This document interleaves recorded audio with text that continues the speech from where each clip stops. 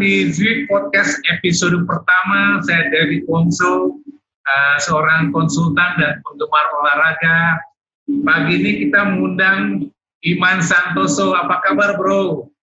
Baik, terima kasih Om David. Apa kabar? Iman Santoso ini presidennya komunitas Zwift Indonesia.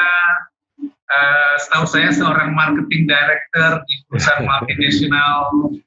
Wow, ini masih menarik nih pagi ini. Saya baru balik dari Melbourne ya, 2 minggu sudah. Ngalamin 3,5 bulan di Melbourne. Gym tutup, nggak boleh kumpul di taman. Semua orang jadi sadar sehat, daya tahan tubuh jadi penting. Semua peralatan olahraga habis. Betul. Mau pesan barbel nunggu 2 bulan baru delivery. Saya mau beli trainer buat Zwift nih ceritanya. Habis. Betul. Nah, sampai disuruh ini delay inden sampai 2 minggu 1 bulan di sini. Iya, makanya amazing ya. Hebat. Bro Iman, bisa jelaskan nggak apa sih itu Zwift? Mungkin teman-teman kita ini pada belum tahu gitu ya. Ya, sebenarnya ya selamat pagi ya ini. Jadi terima kasih Om David atas ini undangan Zwift Podcast ini. Jadi Zwift ini sebenarnya aplikasi indoor cycling digabung dengan semacam online games ya. Jadi ini dipakai untuk latihan oleh biasanya para cyclist atau biasanya triatlet. Jadi biasanya kan zaman dulu kalau indoor trainer itu kan kesannya sendirian menghadap tembok, kemudian ada aplikasi tapi biasanya ini kan ada cuma ngelihat tabel, ngelihat chart gitu kan. Nah, ini lebih mengasihkan lagi karena digabung dengan online games. Jadi kita bisa goes bareng dengan teman-teman semuanya dari seluruh Indonesia, dari seluruh dunia secara real time. Nah, ini kemudian juga cyclingnya juga imersif seperti kita layaknya goes di luar. Jadi misalnya kalau kita nanjak di jalanan nanjak, smart trainer kita akan menjadi lebih berat. Nah, seperti kemudian kalau kita turun, seperti ini akan lebih ringan. Ini kayak real gitu ya? Iya. Dan kita bisa balapan setiap hari kalau mau ya. Jadi bisa tarkam dong kita ya? Oh boleh. Silakan. Kita juga mengadakan event rutin ya di Zwift Indonesia hampir setiap bulan sekali. I see. Kalau nggak salah isunya tuh yang saya dengar Bro Iman ini dulu suka tarkam terus mengenal Zwift gara-gara ada musibah apa nih coba sih? Iya. Wah itu kisah lama itu. Jadi waktu itu sebenarnya udah ya mungkin saya sama Om David kan orang ini kan goeser lama ya kan, udah puluhan tahun kita main goes zaman dulu gitu kan. Mungkin sekitar 5 tahun yang lalu gitu kan. Ya kita lagi enak-enaknya goes gila-gilaan kan di mana-mana kan. Nah, kemudian beberapa kali saya sempat crash ya. Nah terakhir itu yang ketiga kali atau keempat kalau nggak salah itu saya crash itu lumayan parah.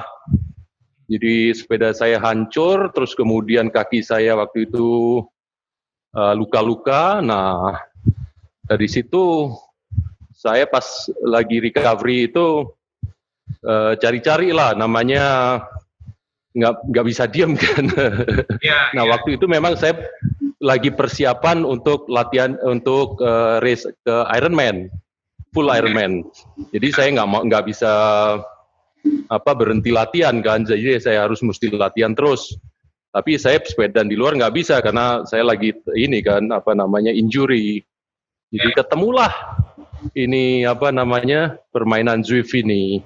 Nah kebetulan juga kok di Indonesia ini pas lagi waktu itu sering kejadian masalah begal lah, terus kemudian masalah ada yang ditabrak lah gitu kan. Jadi kok pas sekali gitu ya. Nah ketemu waktu itu akhirnya. Ceritanya karena sesudah beberapa kali crash, terakhir rada parah, terus sepeda rusak dong ya, padahal kayaknya sepedanya mahal nih. Aduh, nggak bisa tidur 2 minggu waktu itu. Kelihatannya tadi dari informasinya kayak seperti Jakarta kan sangat polusi ya. Yep.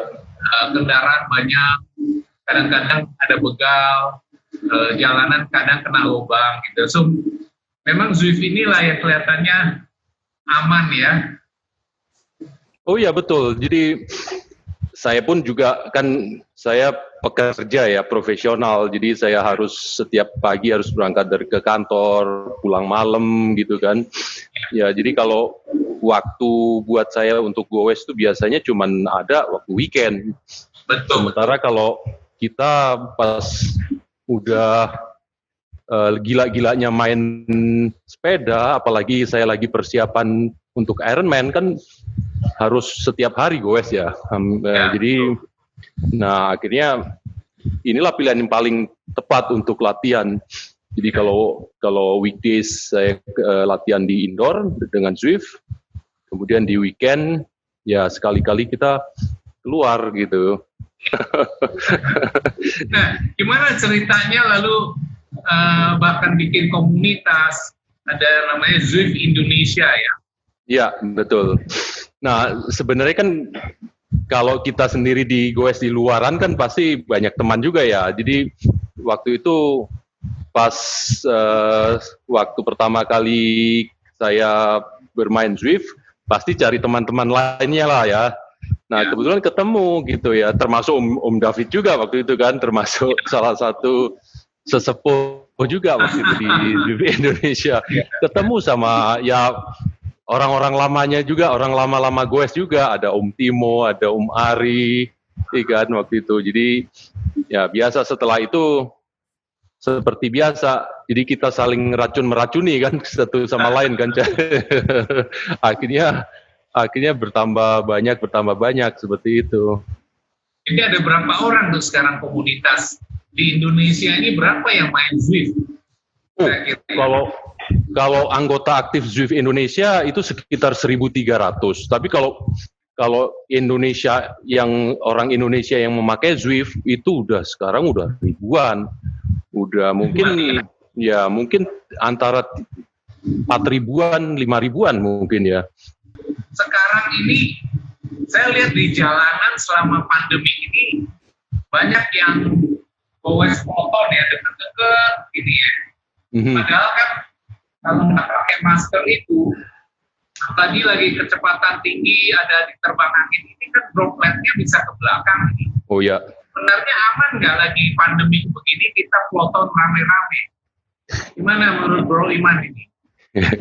Sebenarnya saya kan bukan ahlinya ya, tapi kalau lihat dari baca-baca dari banyak artikel, kebetulan juga di anggota di Zwift Indonesia itu banyak sekali dokter-dokter kan, Om David kan lihat kan, ya kalau lihat dari pendapat mereka ya memang tidak aman gitu ya, jadi.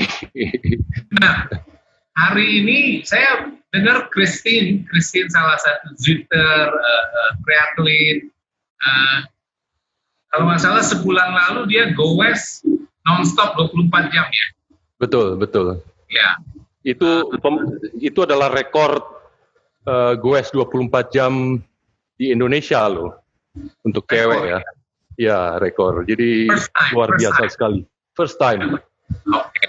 Nah, pagi ini kan saya tadi barusan goes juga di rute Alpe d'Huez ini sekali. Itu aja rasanya udah capek banget.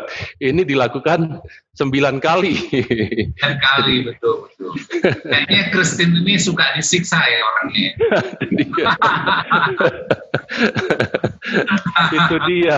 Ini kayaknya banyak masalah ini. Oke. So, nanti lanjutan dari episode ini, Bro Iman, kita sesudah Christine menuntaskan challenge yang mudah-mudahan dia bisa mencapai 10.000. Iya, mudah-mudahan. Kita akan chat sama dia ya. Kita akan chat gimana pengalamannya dan saya sebenarnya pengen tahu lu ada masalah apa sih Christine kayak. We'll find out ya.